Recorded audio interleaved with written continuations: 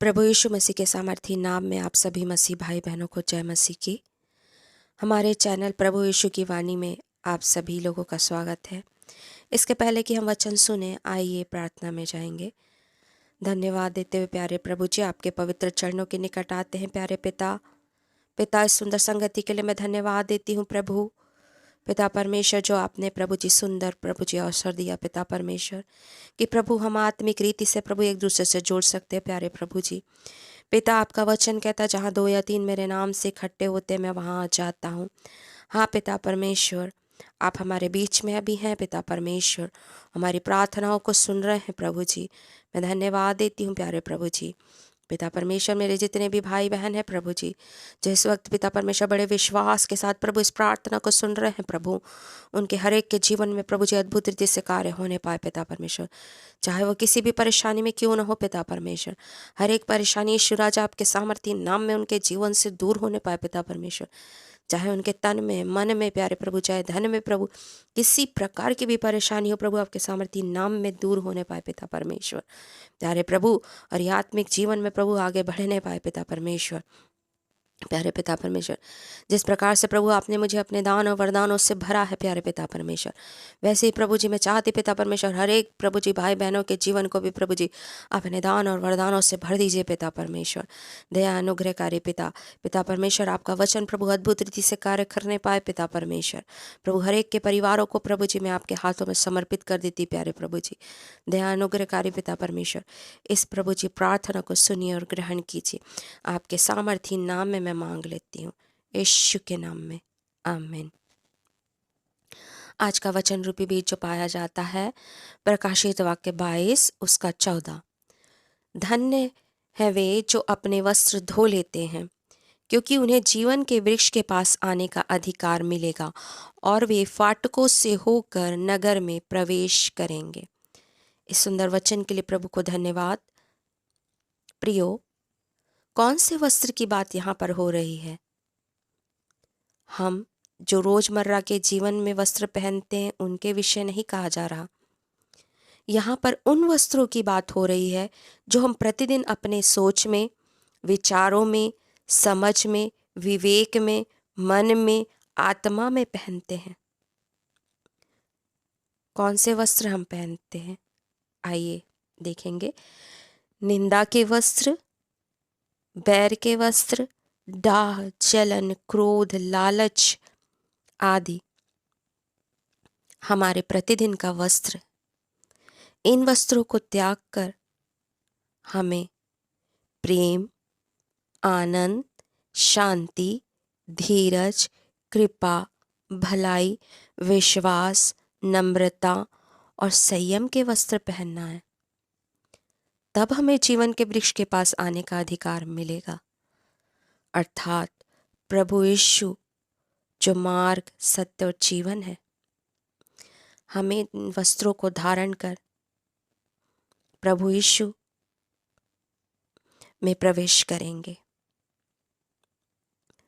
तभी हम स्वर्गीय राज्य के वारिस होंगे और पवित्र आत्मा की सहायता से वचन के अनुसार चलेंगे। प्रियो, परमेश्वर एक आत्मा है और यह अवश्य है कि उसकी आराधना करने वाले उसकी आराधना आत्मा और सच्चाई के साथ करें।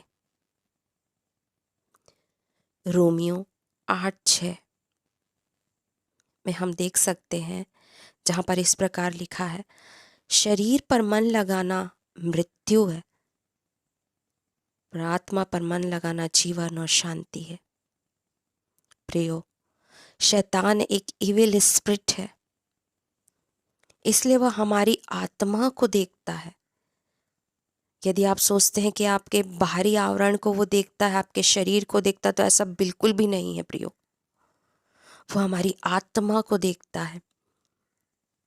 यदि आपकी आत्मा ने वस्त्र नहीं पहना, तो ऐसी आत्मा को वो अपने कब्जे में लेने की कोशिश करता है। और यदि आपने परमेश्वर द्वारा दिया गया वस्त्र अर्थात पवित्र आत्मा का वस्त्र पहन लिया है, तो वह ऐसे लोगों से दूर रहता है। इसलिए तो परमेश्वर ने वस्त्र के साथ साथ हमें शैतान से लड़ने के लिए आत्मिक युद्ध के हथियार भी दिए हैं, जो पाया जाता है इफिसियों 6 उसका 10 से लेकर के 18 वचन तक। इन वचनों में विस्तार से हमें अपने आत्मिक युद्ध के हथियार का इस्तेमाल कैसे करना है यह बताया है। लेकिन इसके पहले आपको वस्त्रों को पहनना है। जैसे एक सैनिक युद्ध के लिए तैयार होता है तो सबसे पहले वह अपने युद्ध के वस्त्रों को पहनता है, फिर अपने हथियार लेता है। ठीक उसी प्रकार प्रभु के पवित्र लहू से शुद्ध होकर आत्मिकता के वस्त्र और आत्मिक हथियार धारण करके हम मसीह के अच्छे योद्धा के समान तैयार होकर जय को प्राप्त करते हुए प्रभु के राज्य में प्रवेश करेंगे। प्रियो, प्रभु अपने वचन पर आशीष दे। प्रभु ने जो यह संदेश दिया वो मैंने आप तक पहुंचा दिया है। मैं आशा करती हूँ कि आप इन वस्त्रों को और प्रभु के द्वारा दिए गए हथियारों को जरूर से धारण करने की कोशिश करेंगे। हम कोशिश तो करें, हम कोशिश ही नहीं करते हैं। कोशिश करने से ही सब कुछ संभव है। प्रतिदिन हम प्रभु के चरणों में बैठे प्रभु से मांगे, वो हमें जरूर देगा। प्रभु से पश्चातापी मन से मांगे,